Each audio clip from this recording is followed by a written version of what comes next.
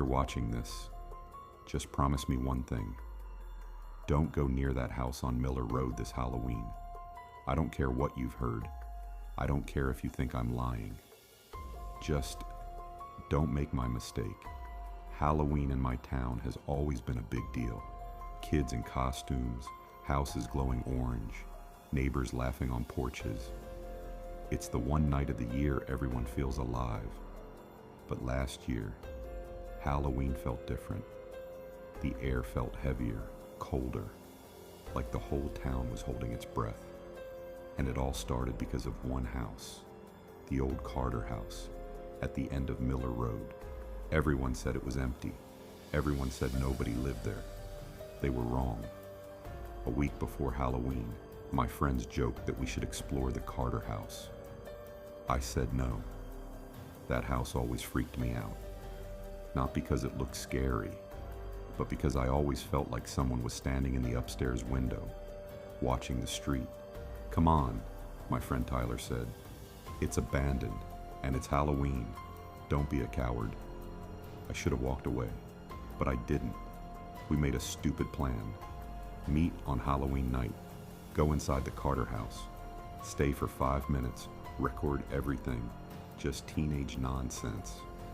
But when Halloween night finally came, only I showed up. Everyone else bailed. I wish I had too. The street was dead quiet. No kids, no cars, not even the wind. Just me, and that house waiting like a shadow at the end of the road. The porch light flickered, even though the house was supposed to have no electricity. I stepped closer, and the boards under my feet groaned. I remember whispering to myself, 5 minutes, just 5 minutes. I pushed the front door. It opened on its own. The house smelled like old wood and dust. But there was also something else. Something that smelled like rotting fruit. I pulled out my phone light. The living room was full of old photographs on the floor. Faces scratched out. Every single one. That's when I heard it. A soft creak. Like someone taking a step upstairs. My breath stopped.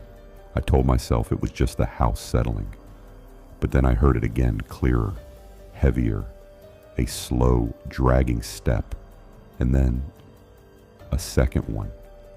Someone was upstairs. I was about to leave when something flashed in my peripheral vision. At the top of the staircase, a figure, a woman, wearing a long white dress, like she'd been waiting there, watching me the whole time. I froze. I couldn't see her face. Her hair hung down like a curtain, but I saw one thing clearly. She was pointing at me, her hand shaking. Like she wanted me to follow. I should have run. But something about the way she moved, slow and desperate, it didn't feel threatening. It felt like she needed help. So I stepped toward the stairs. The floor beneath me cracked, and she vanished. The upstairs hallway was colder than the rest of the house.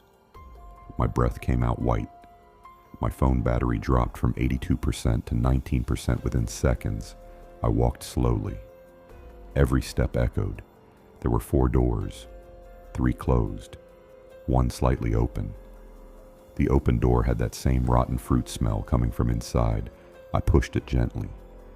Inside was a small bedroom with a broken crib, a rocking chair, children's drawings taped to the wall.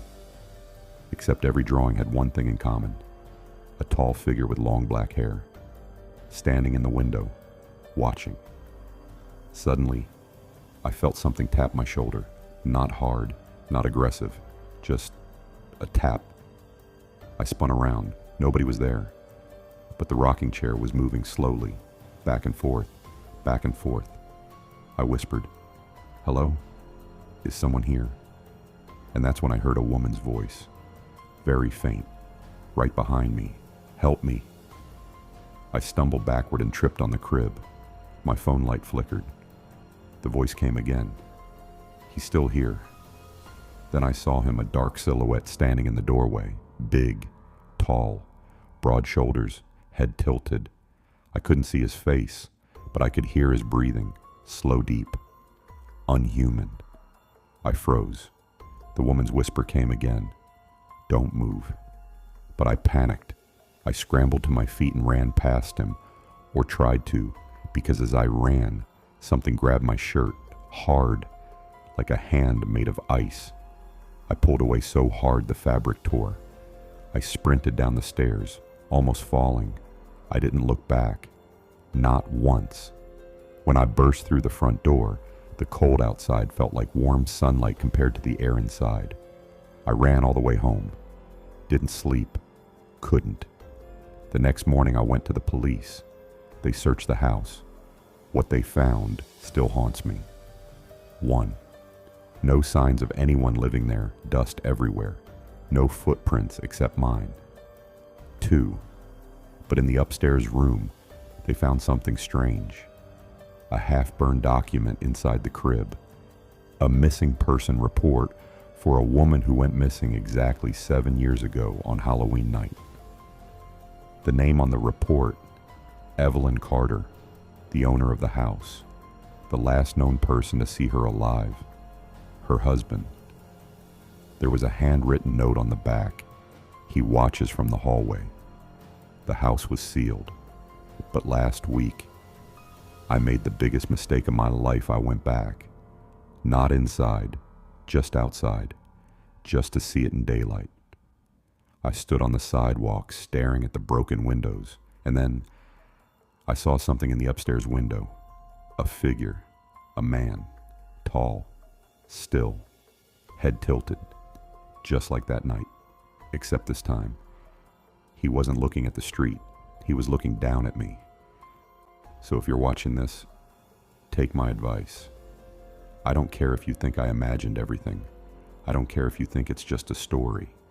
But if you ever find yourself on Miller Road this Halloween and you see the Carter house, just keep walking, because that house is not empty.